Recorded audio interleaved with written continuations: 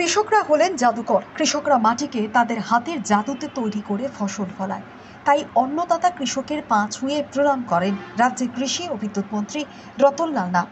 প্রায় প্রতিটি অনুষ্ঠানে কৃষকের পা ছুঁয়ে প্রণাম করা রতনবাবুর রুটিন হয়ে দাঁড়িয়েছে। মঙ্গলবারও 2,96,00,000 টাকা ব্যয়ে নবনির্মিত অমরপুর কৃষি ভবন ও কৃষি রিসার্চ সেন্টারের আনুষ্ঠানিক দ্বারোদ্ঘাটন করে কৃষিমন্ত্রী রতনলাল নাথ মহকুমার উদ্যমী কৃষকদের সম্বর্ধিত করেন এবং পা ছুঁয়ে প্রণাম করেন। দ্বারোদ্ঘাটন অনুষ্ঠানে আলোচনা করতে গিয়ে মন্ত্রী শ্রী নাথ মাটিকে মায়ের সাথে তুলনা করেন। দ্বারোদ্ঘাটন অনুষ্ঠানে অন্যান্যদের মধ্যে উপস্থিত ছিলেন বিধায়ক রঞ্জিত দাস, বিধায়ক পাঠানলাল জমাতিয়া, বিএসি চেয়ারম্যান রবীন্দ্র জমাতিয়া, নগর পঞ্চায়েত চেয়ারম্যান বিকাশ সাহা, মহকুমা কৃষি তত্ত্বাবধায়ক সুমিত ভট্টাচার্য সহ প্রশাসনের কর্মকর্তারা। বহু প্রতীক্ষিত অমরপুরের কৃষি ভবন ও কৃষি গবেষণা কেন্দ্রের মঙ্গলবার থেকে আনুষ্ঠানিকভাবে পথ চলা শুরু হলো। দ্বারোদ্ঘাটনের পরেই মন্ত্রী অমরপুরের উপনগরী নতুন বাজারে আয়োজিত আরও একটি অনুষ্ঠানে অংশ নেন। দেখেন, উদ্যমী পুরুষ 1 লক্ষ টাকার ধন্যা বিক্রি করছে। উদ্যমী পুরুষ এসে সাহেব সব রকম সাহায্য করবেন, সব রকম সাহায্য, যত রকম সাহায্য দরকার সব দিবেন। এটাই তো। আপনি কত জায়গা আছে?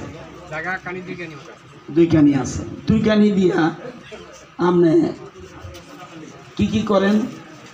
চাষ করি, লাল শাক করি। লাল শাকের জন্য আমি বেশি হঠাৎ করে দুনিয়া করে আমার লোক আমার কম যাবে, তাড়াতাড়ি বেতন যায়।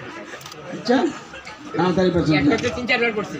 আচ্ছা, আর লাল শাক দেওয়া 20 দিনে 20 দিনের মধ্যে করে আবার আবার আইয়া ঘরে, যার ফলে ঈদের দিকে আমি বেশি জানি। দুইখানি মাত্র? হ্যাঁ, দুইখানি। কত ভাবু হয়ে যেতেছি। কৃষিকাজের মতো মাটির সাথে আমরা জন্ম, এই মাটি না থাকলে আমি রতনলালের জন্ম কোথায় হইত? আকাশে হাওয়ায়। মাটি হলো আমাদের মেইন জিনিস। এই জন্য আমরা ভারত মায়ের নাম বলি। মাটি মেইন। মাটি ছাড়া আপনি চলতে পারবেন না। কৃষকদেরকে জাদুকর কয় কেন?